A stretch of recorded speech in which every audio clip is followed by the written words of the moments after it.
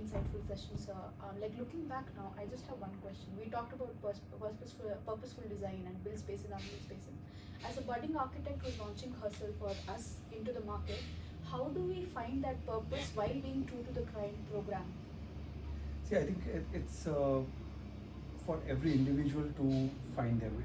That's what I believe in. As much as I also believe that one can also look at having a mentor for themselves, where you have worked. Firstly, I advise people not to immediately jump into practice, as much as it sounds very lucrative to do so.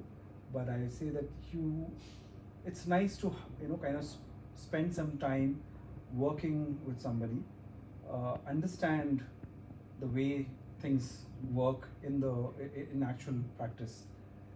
It's a different ball game, and it's a very sort of a drastic transition from say from college to what you experience in a practice, and that is why I think one must spend some quality amount of time to work under a firm or an individual and gain certain experience, and that I would say will help you figure out where lies your passion, what exactly is important for you as an architect.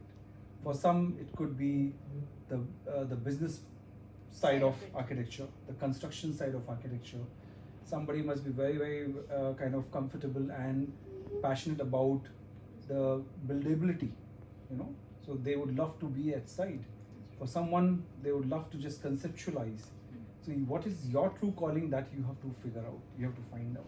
And I think that's why it's important that you spend some time working in a place, make or find a mentor for yourself. And then I think you will it'll help you in sorting your way. Thank you, sir. Okay. Very knowledgeable session, very. Thank you. And then we all face problems before pre-design or after design. What I had to ask you is, can you describe a time where you had to adapt your design to unexpected challenges or constraints? See, for example, when I was talking about the St. Joseph's Law College, where in the beginning, of course, we didn't expect that we will be asked, to kind of conceptualize something which will have a certain very specific language. It's more like things were indirectly or directly imposed upon us through their expectations, right? But I understand, as a client, as somebody who aspires their campus to have an architecture which will become a legacy for them, right? And they are so nostalgic about what they have seen and experienced in all their Catholic institutions across India and abroad probably, but there are challenges. Like typically, if you see, Catholic institutions are very ground hugging, sprawling, with nature, like large ground, very symmetrical plan, right? But unfortunately, here in this project, we didn't have that luxury because we were to design in a very small plot, maximum 1 acre of land. So a lot of the things we had to really, kind of base our, let's say, response to factors like setbacks, the fire requirement, right? Then client's aspiration, right? And of course, construction challenges, budgeting, right? So a lot of it. In fact, this project is what happened is very funny actually. It was commissioned as a PU college when we started the design. It went as a PU college till the tender stage, which means the contractor was on board, the rates were finalized, they were given a PO, and suddenly, before that, the father in charge was changed because they had this every 3 years somebody else comes and takes over. So suddenly he said, "Oh, but the number of classrooms look very small. I mean, the number of classrooms are small and the classrooms are quite large. I said, yeah, well, that was what was asked for. As a PU college, you wanted, 90 to 100 students. But I said, no, but we need more classes for law college. I like, so, so it's not just Yeah. in colleges where you are expected to suddenly change something, right? That's why college is much more simpler. And imagine now the tender is floated, the contractor is on board, and suddenly I was expected to make these changes in probably a week's time, and I had to, immediately jump back on our drawing board, study the plans, and figure out the permutation combination what needs to be done to make things work without changing the core idea of the project. And thankfully, with the help of our structural engineer, we realized that we could accommodate new classrooms by decreasing the size of the classrooms, because the requirement changed. Now they needed only 50 to 60 students in a class. So we could add, I think, 5 to 6 more classrooms. So that had to be done in just 10 to 15 days. So we had to make such adjustments. So there's architecture, interestingly, is full of surprises. You never know how you need to adapt to a certain conditions. Like, for example, if you go to a site and the contours are very different, and the site profile what was given to you was very different. Suddenly, when you visit there, it's a very different site condition. So now you have to go back again and start re-looking at it very differently, right? Budget becomes a constraint at times, where you have to go back again and say, this is not working on the budget. How do we optimize the design? How do we change the specification or the sizes to make sure that it is buildable? So it's never gonna end, these kind of surprises. You'll always have it. It frustrates you, but at the same time, that's what gives you the drive. It's like a drug you are on, that you have to resolve it. Yeah. You have to sort it out. That's a challenge, you put for yourself. There are times when I'll be annoyed, like super annoyed. I'll be like, what the hell is this? How can they come back and say this? But then you calm down and let yourself get back and say, okay, let's try and figure it out. So it's always going to be a part of your life.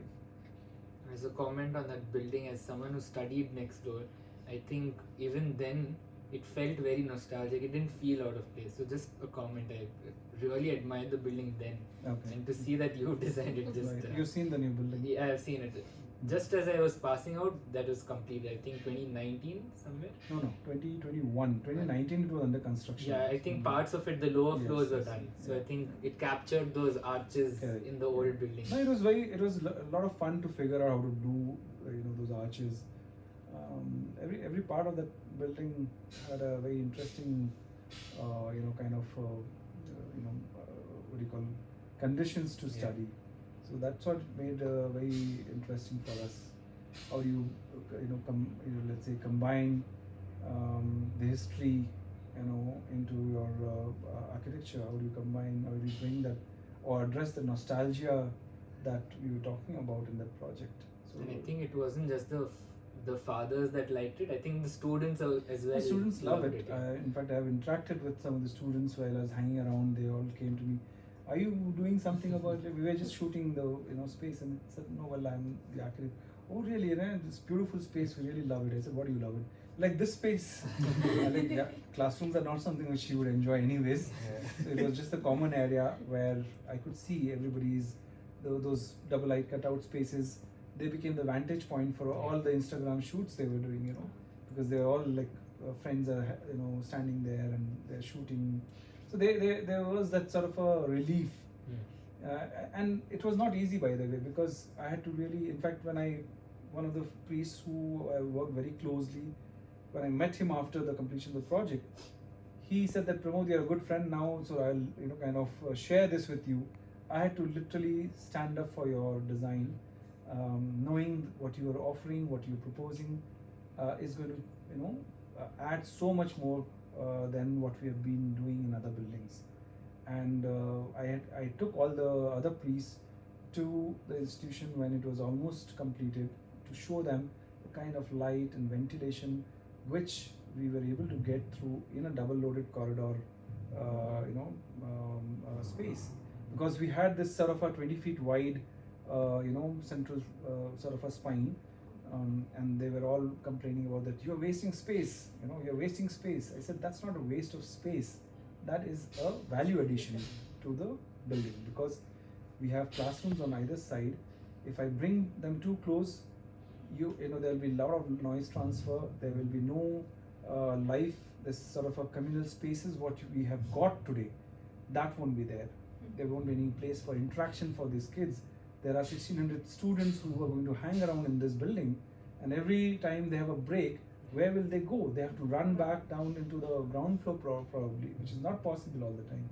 But when the break time, they all are in that corridor, they are all in the front, they're all in those double height spaces, which are those communal spaces where they get to interact, they get to discuss with each other, meet their professors. So much energy is there in those places. I think that's important. Did you see other innovative ways they use the space, sir? So far I have not, because I have not visited too many times because of I'll be again, some students from Kerala are coming from Seed School of Architecture. Okay, They are doing a climatic study on the building. So they are coming on 3rd of next month. So hopefully I'll again get to visit. But yeah, it's always nice to go visit and see.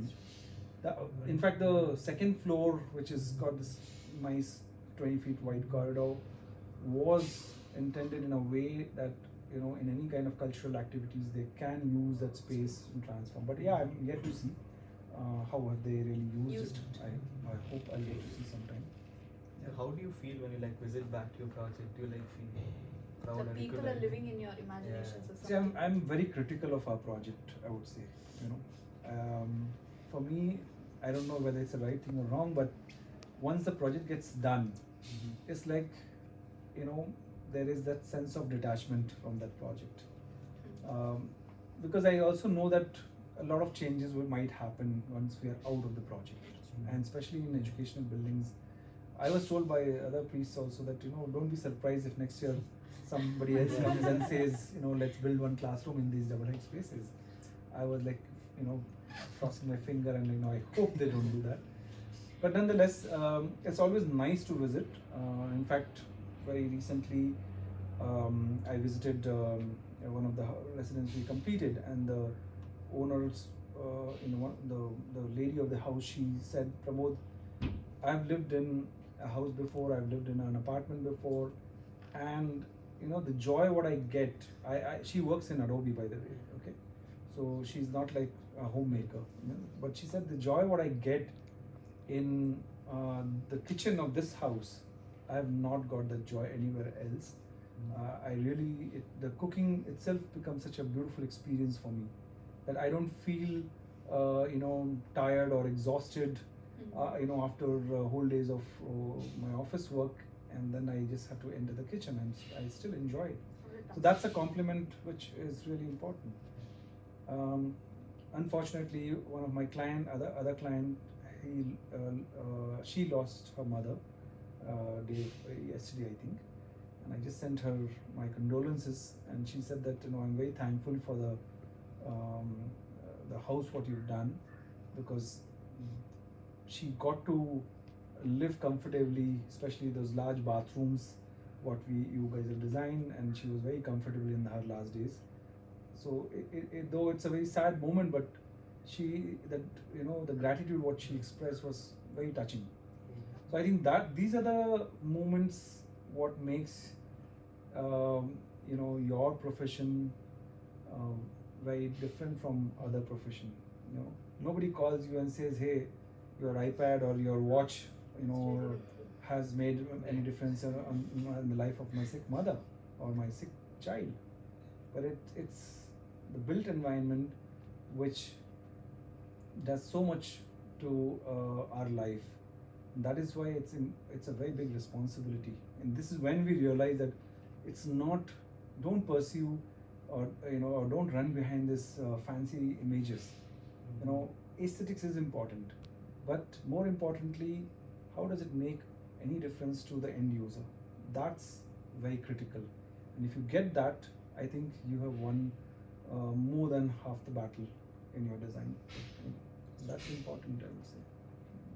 As I said, I'd like to thank you, sir, for giving your time and coming to college and No pleasure. sharing all of It's this. very engaging. In fact, I'm very happy to Yes. have this sort of a Conversation. conversation, though it is for the social media, but still, I'm hoping that all of you will at least listen and kind of reflect on it, Yes. which is what is more important. Yeah. I mean, I know I used to get a little bothered about about this social media, but I can also see that if used in a right way, it really can make a lot of difference. So you cannot just say that social media is a curse and all. It all depends on how do you use it, how much do you use it. That's very important. And that message reaches to everybody. I think that, you will see you can really do wonders with social media, and I hopefully sending this right message across. Okay. Thank you so much, Thank sir. you. Thank you so much.